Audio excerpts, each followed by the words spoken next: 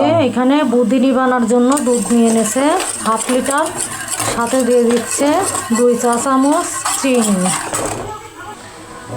যে এটা বানায় ঢালার জন্য এখানে বাটিগুলো রেডি করে রাখছে। তো এই যে দেখেন পানি ছাড়া চিনি দিয়ে ক্যারামেল তৈরি করতেছে, বেশ সুন্দর করে এটা ফেটিয়ে নিচ্ছে। তো এই যে দেখেন পানি ছাড়া কি সুন্দর আর কি চিনি দিয়ে ক্যারামেল তৈরি করা হয়ে গেছে। তো যে সব বাটিতে ক্যারামেলটা দেওয়া হয়ে গেছে, এখন দুধটা ভালো করে ফেটিয়ে দিয়ে দেবো। আর বুদিনিটা হবে যেরকম এই যে প্যাকেটের গায়ে ঠিক এরকম। আর এইটা হচ্ছে সেই বুদিনি। তো বুদিনির প্যাকেট দেখেন, এই যে বুদিনি এই দুধের ভিতর দিয়ে এরকম ঢাইলে আর কি অনেক সময় আর কি দুধটা ভালো করে ফেটে নিতে হবে, তারপর বুদিনিটা তৈরি হবে সম্পূর্ণ। এই যে দিয়ে দিচ্ছে এখন দুধটা কাপের ভিতর। তো এই যে অলরেডি আমাদের এটা তৈরি করা হয়ে গেছে। তো এখন আমরা ফ্রিজে রেখে দেবো, আর যখন খাবো তখন আপনাদের আবার দেখাবো।